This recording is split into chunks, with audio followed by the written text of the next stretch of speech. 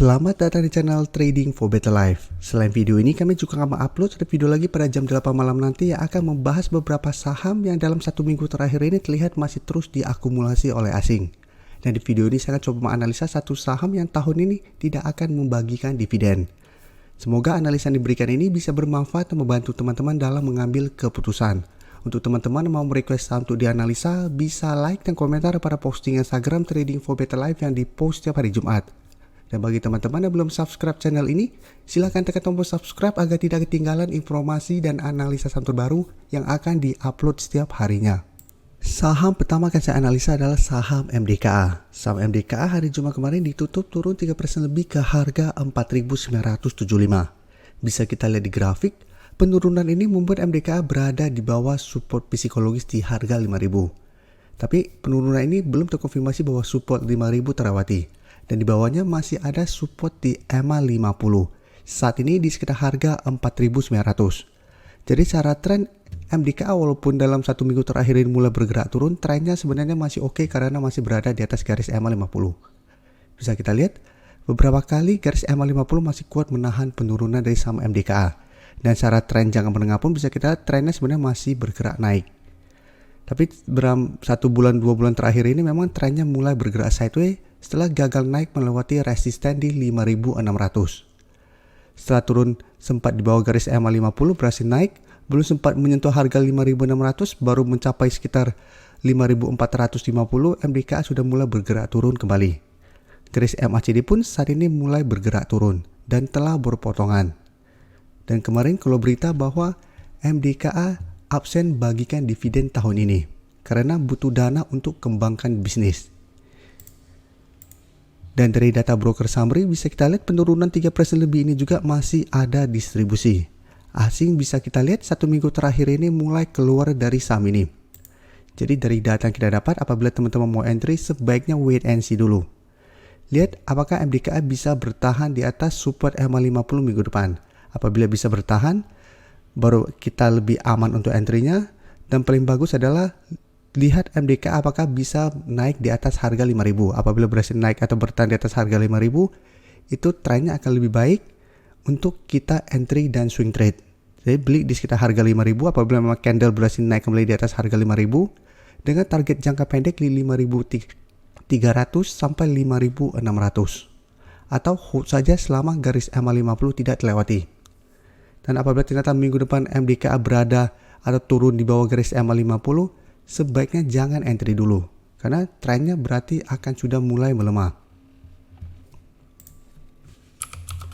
Dan berikutnya saya akan coba analisa saham TBIG.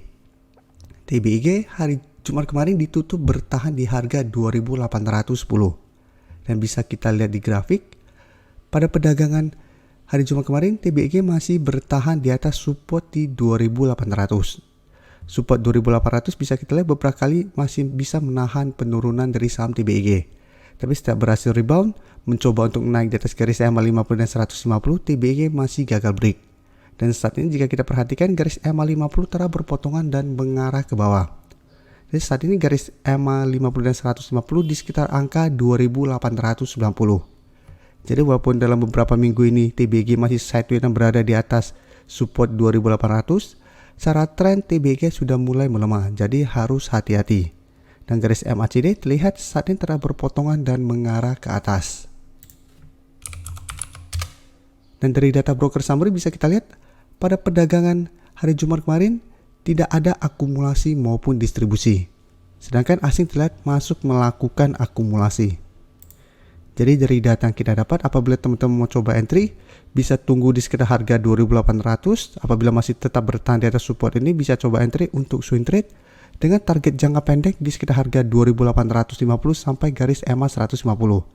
Yang saat ini di sekitar harga 2.890 sampai 2.900. Jadi bisa take profit apabila ternyata gagal break dari resisten ini dan pertimbangkan untuk cut loss apabila harga 2.800 terlewati. Karena bisa kita lihat apabila support ini terlewati, tren TBIG akan mulai bergerak downtrend lagi dan ada potensi lanjut turun ke support berikutnya di 2.700. Dan secara tren akan mulai jelek kembali. Berikutnya saya akan coba analisa saham AGII.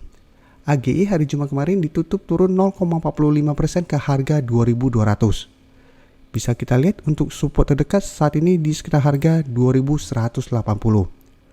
Dan secara tren, walaupun 2 hari terakhir ini TBEG bergerak turun, trennya sebenarnya masih bergerak uptrend. Dan untuk resisten bisa kita lihat memang di sekitar harga 2.350. Sudah beberapa kali mencoba untuk break resisten ini, saham AGI gagal break dan malah sebelumnya sempat turun kembali di bawah garis EMA 50, setelah itu baru rebound kembali. Jadi harus hati-hati, harga 2.350 merupakan resisten kuat untuk saat ini. Dan dari data broker summary bisa kita lihat, walaupun turun terlihat masih ada akumulasi. Dan menariknya bisa kita lihat asing masih terus akumulasi saham AGI. Jadi walaupun 2 hari terakhir ini sempat lanjut turun, tapi terlihat asing belum keluar dari saham ini. Jadi dari data yang kita dapat, apabila teman-teman sudah berhasil membeli di harga bawah, menurut saya saham AGI masih bisa di hold untuk tren yang lebih lama. Apabila teman-teman sudah beli di bawah harga 1.800, bisa jadikan harga 2.000 untuk trading stopnya. Jadi selama belum turun di bawah harga 2.000, AGI masih bisa di hold karena masih ada potensi untuk rebound kembali. Sedangkan untuk teman-teman yang beli di sekitar harga 2.000, bisa pertimbangkan untuk take profit dulu apabila ternyata minggu depan AGI gagal bertahan di atas harga 2.180. Setelah itu tunggu kembali di sekitar harga 2.000 sampai garis EMA 50 yang saat ini di sekitar harga 1.980 untuk re-entry kembali. Tapi bisa kita lihat saat ini masih ada akumulasi sehingga AGI menurut saya masih bisa dipantau untuk kita entry apabila teman-teman belum punya saham ini. Kita bisa lihat apakah minggu depan berhasil rebound kembali dari harga 2.180. Apabila bisa bertahan dan rebound, bisa coba entry untuk swing trade. Bisa kita lihat sebelumnya juga bisa rebound atau naik di atas harga 2.180. Bisa kita take profit apabila kita lihat masih gagal naik di 2.350. Atau apabila gagal bertahan di support ini, kita juga bisa tunggu di sekitar harga 2.000 untuk entry-nya. Tapi saat ini AGI masih bisa masuk ke watchlist. Berikutnya, HMSP bisa kita lihat 2 hari terakhir memang turun lumayan dalam. Hari Jumat kemarin turun 4% lebih ke harga 1.075. Jadi HMSP sempat menyentuh harga 1.160, ternyata gagal break dari resisten ini. Setelah gagal break, saat ini HMSP malah turun di bawah support 1.100.